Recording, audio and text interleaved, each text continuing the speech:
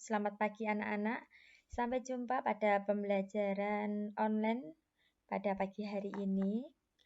Marilah sebelum mulai pelajaran, kita berdoa terlebih dahulu menurut agamanya masing-masing. Berdoa dipersilahkan.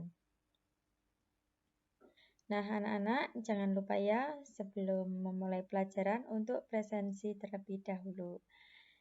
Nah, pada hari ini Ibu akan menyampaikan materi yaitu tentang listrik statis dan perannya dalam kehidupan. Yang pertama, bagian yang dipelajari yang pertama yaitu konsep listrik statis dan yang B yaitu listrik statis dalam kehidupan sehari-hari. Yang bagian A, konsep listrik statis, yaitu nanti kita akan membahas yang terkait dengan muatan listrik, hukum Coulomb, media listrik, dan beda potensial dan energi listrik. Yang pertama yaitu untuk muatan listrik. Muatan listrik ada dua macam, yaitu muatan listrik positif dan negatif. Muatan listrik positif disebut proton dan disimbolkan dengan tanda positif atau tanda plus. Kemudian untuk muatan listrik negatif disebut elektron dan disimbolkan dengan tanda negatif. Satuan muatan listrik adalah Coulomb atau C. Muatan listrik yang sejenis akan tolak-menolak, sedangkan muatan tidak sejenis akan tarik-menarik. Deret tribolistrik adalah daftar benda-benda dalam deret tertentu. Ketika benda tersebut digosokkan dengan benda di deret atasnya, benda tersebut menjadi bermuatan negatif.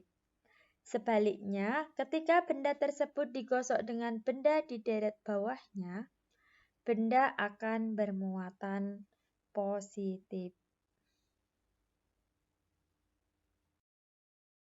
Selanjutnya, kita akan mempelajari hukum Coulomb, peristiwa tarik-menarik atau tolak-menolak antara dua muatan disebabkan oleh gaya Coulomb. Persamaan gaya Coulomb yaitu dituliskan sebagai berikut. F sama dengan K, Q1 kali Q2 per R kuadrat. F di sini yaitu gaya, K yaitu konstanta elektrostatis, yaitu sudah standar ya, yaitu 9 kali 10 pangkat 9 Newton meter persegi per Coulomb persegi. Kemudian untuk Q1, Q2 yaitu muatan listrik, satuannya adalah C. Kemudian R adalah jarak antar muatan, satuannya yaitu M. Berikutnya adalah medan listrik. Medan listrik yaitu daerah yang masih terpengaruh oleh sifat kelistrikan. Suatu benda disebut medan listrik. Nah, untuk sifat kelistrikan benda ini dapat ditunjukkan oleh adanya garis gaya. Arah garis-garis gaya akan menunjukkan jenis muatan yang ada dalam suatu benda. Nah, garis gaya ini biasa digambarkan dengan anak panah. Bisa dirumuskan E sama dengan F per Q atau sama dengan K yaitu kali Q per R kuadrat. Untuk E di sini yaitu kuat medan listrik, F adalah gaya Coulomb, kemudian Q muatan uji, dan R adalah jarak benda yang bermuatan listrik. Nah, kalian bisa amati ya gambarnya. Yang berikutnya adalah beda potensial dan energi listrik. Nah, saat terjadi petir, muatan berpindah dari awan ke awan atau awan ke bumi. Muatan ini dapat berpindah karena adanya beda potensial listrik. Kalian pasti sudah sering ya untuk mengetahui atau melihat petir pada saat musim hujan. Rumusnya yaitu V sama dengan W per Q. W yaitu usaha yang diperlukan atau energi listrik, satuannya Joule. Kemudian Q sama dengan jumlah muatan listrik, satuannya adalah C. Kemudian V sama dengan beda potensial. Di sini akan Ibu sampaikan contoh soal ya. Misalkan di sini soalnya yaitu dua benda bermuatan A dan B, masing-masing sebesar 8 dan 6. Gaya yang timbul saat kedua muatan didekatkan sebesar 270 Newton. Nah, jika konstanta elektrostatis 9 kali 10 pangkat 9 Newton meter persegi per kolom persegi, hitung jarak kedua muatan dan besar kuat medan yang dirasakan muatan uji A oleh muatan listrik B. Untuk penyelesaiannya, yang pertama yaitu diketahui. Diketahui di sini Ki A yaitu 8 ya, kemudian Ki B-nya 6, F-nya 270 Newton, dan K-nya adalah 9 dikali 10 pangkat 9. Nah, di sini ditanyakan adalah R dan E. Nah, yang pertama kita mencari F dulu. F rumusnya yaitu K kali Q A Q B per R kuadrat. Nah, dimasukkan aja angkanya di sini F sama dengan 270 Newton. Kemudian K-nya yaitu 9 kali 10 pangkat 9. Kemudian QA-nya yaitu sudah dibakukan ya, yaitu menjadi 8 kali 10 pangkat negatif 6. Kemudian yang B-nya yaitu 6 kali 10 negatif 6 per R kuadrat. Karena di sini mencari R, maka R-nya belum diketahui. Nah, R kuadrat sama dengan 9 kali 10 pangkat 9. Ini NM persegi per C persegi dikalikan. Kemudian dibagi F atau 270. Nah, ini adalah hasilnya.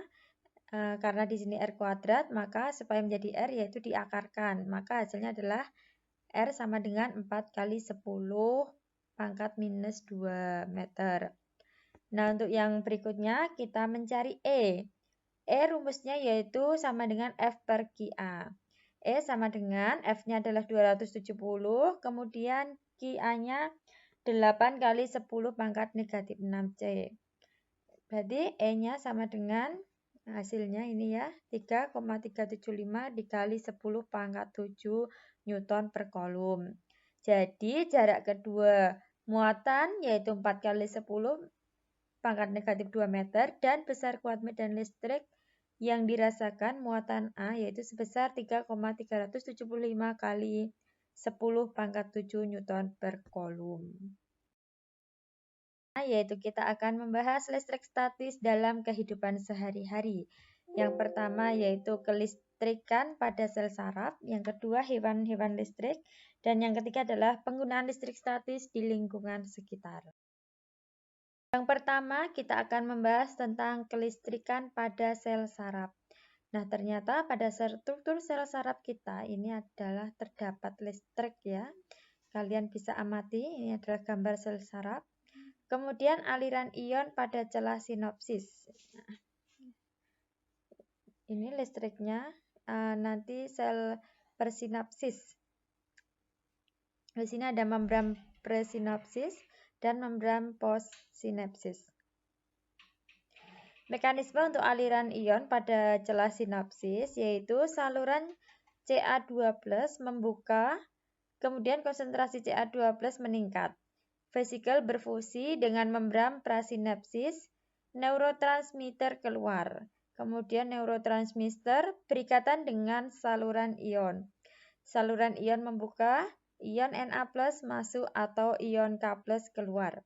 Kemudian neurotransmitter terlepas dan saluran menutup.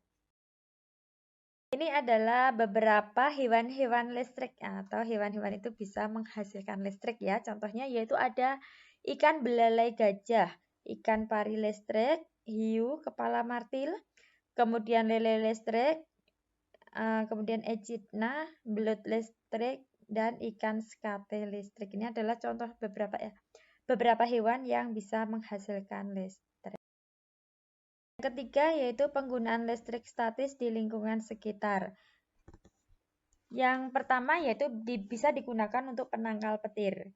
Prinsip kerja penangkal petir yaitu mengosongan atau penetralan muatan listrik. Pengosongan muatan ini sering disebut dengan pentanahan karena muatan dikosongkan dengan menyalurkan ke tanah. Nah, fungsi penangkal petir membuat jalan yang sesingkat-singkatnya agar muatan listrik dapat berpindah ke tanah dengan aman tanpa membuat kerusakan terhadap objek yang dilewatinya. Kemudian yang kedua adalah untuk pengecatan mobil. Butiran cat mobil akan bermuatan listrik ketika bergesekan dengan mulut pipa semprot dan udara. Butiran cat tersebut akan tertarik ke badan mobil apabila badan mobil diberi muatan yang berlawanan dengan muatan cat. Penggunaan listrik statis di lingkungan sekitar berikutnya yaitu pengendapan elektrostatis cerobong asap. Komponen utama pengendap elektrostatis berupa kawat yang bermuatan negatif dan plat logam yang bermuatan positif. Adanya perbedaan tegangan yang cukup besar menyebabkan udara kotor seolah-olah mengalami ionisasi.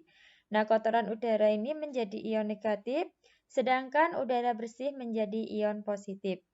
Masing-masing akan menuju elektroda yang sesuai. Kotoran yang menjadi ion negatif akan ditarik oleh dinding tabung, sedangkan udara bersih akan berada di tengah-tengah silinder, kemudian terembus keluar. Kemudian untuk berikutnya adalah mesin fotokopi. Mesin fotokopi juga menerapkan konsep listrik statis. Komponen utama pada mesin fotokopi yang menerapkan listrik statis adalah penggunaan toner. Toner memiliki muatan negatif sehingga mudah ditarik oleh kertas. Tadi materi yang dapat saya sampaikan pada pertemuan hari ini. Kurang lebihnya Ibu mohon maaf. Wassalamualaikum warahmatullahi wabarakatuh.